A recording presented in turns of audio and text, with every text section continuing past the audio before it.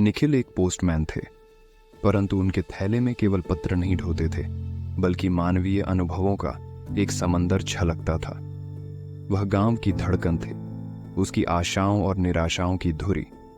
हर नया दिन अपने साथ नया संसार लाता, जिसमें वह डाकियां बन भावनाओं का लेन देन करता। सुबह के पहले झोंके के साथ निकलता निखिल कंधे पर टाट का थैला टिकाए दिन बढ़ते बढ़ते भारी होता जाता। गांव की गलियों में उसकी चप्पलों की आहट एक घंटी की तरह बजती, जो लोगों के मन की घंटियों को भी गुंजारती। किसी के लिए वह प्रेम पत्र का वाहक होता, किसी के लिए सरकारी नौकरी के बुलावे का, तो किसी के लिए विदेशी जमीन से आई चिट्ठी, जिसे पढ़ते ही आंखें छलक उठती। हर खुशी को वह मुस्कुराहट के साथ बांटता, हर गम को सहृदयता के स्पर्श से कम करता। वह गांव का दर्पण था, जिसमें हर जिंदगी अपना सार समेटे नजर आती। एक दिन उसके थैले में एक भारी भरकम लिफाफा आया, गांव के सबसे बुजुर्ग लाला राम के नाम। उनकी पत्नी ताराबाई सालों से बिछाव की बीमारी से ग्रस्त थीं। लिफाफे को देखते ही उनके चेहरे पर उम्मीद की किरण झिलमिला उठी। निखिल ने लिफाफा थमाया और लाला राम कांपते हाथों से उसे खोला। अंदर से एक पोस्ट कार्ड निकला, जिस पर सिर्फ एक पंक्ति लिखी थी, मैं लौट रहा हूं मां। पढ़ते ही लाला राम की सूखी आंखों में नमी उभर आई। ताराबाई ने कमजोर आवाज में पूछा, कौन बेटा? लाला राम ने थरथराते हाथों से पोस्ट कार्ड पढ़ा, वीरू, बेटा लौट रहा है। ताराबाई के चेहरे पर जान लौट आई। उन्होंने उठने की कोशिश की, परंतु शरीर ने साथ नहीं दिया। निखिल ने तुरंत उनकी मदद की और उन्हें बिस्तर पर सहारा दिया। ताराबाई ने उस पोस्ट कार्ड को अपने सीने से लगा लिया।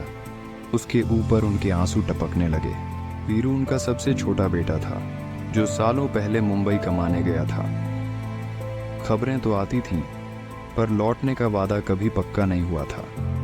आज उसकी वापसी ताराबाई के लिए किसी चमत्कार से कम नहीं थी।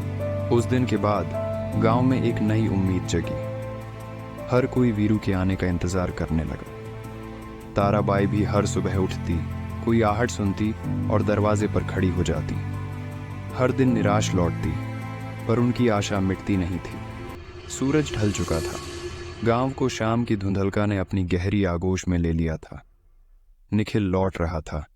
थैला अब हल्का लग रहा था, मानो दिन भर का दुख उसी के अंदर समा गया हो। तभी गांव के बाहरी छोर पर बूढ़े नीम के नीचे कुछ हलचल दिखी। पास जाकर उसने जो देखा, उससे उसकी सांस रुक सी गई। वीरू, लाला राम का बेटा, वहीं बेसुध पड़ा था, तड़पता नहीं, सोया हुआ सा। सड़क हादसे की निशानियां उसके चारों ओर बिखरी थी। उम्मीद की चिड़िया, जो लाला राम के झोपड़े में पिंजरे से छूटकर बाहर निकली थी, फिर से उसके अंदर कैद हो गई। ताराबाई का चेहरा, जो सुबह सूरज से भी ज्यादा चमक रहा था, अब अमावस्या की रात जैसा काला पड़ गया। उसकी कमजोर आवाज में अब सिर्फ सिसकियां निकल रही थीं। वीरू की लाश देखकर गांव का हर चेहरा उतर गया। बच्चे खेलना भूल गए, बूढ़े चाय की चुस्की लेना बंद कर दी। सन्नाटा छा गया, मानो दुख का बादल पूरे गांव को ढक रहा हो। निखिल ने उस रात वीरू को सिर्फ घर नहीं पहुंचाया, बल्कि उसने जान लिया था कि कुछ जख्म भरने के लिए नहीं होते, वे सिर्फ याद बन जाते हैं। वीरू की जिंदगी का अध्याय जिस सड़क पर खत्म हो गया था, ताराबाई की जिंदगी का अध्याय भी उसी अध्याय के साथ खत्म हो गया।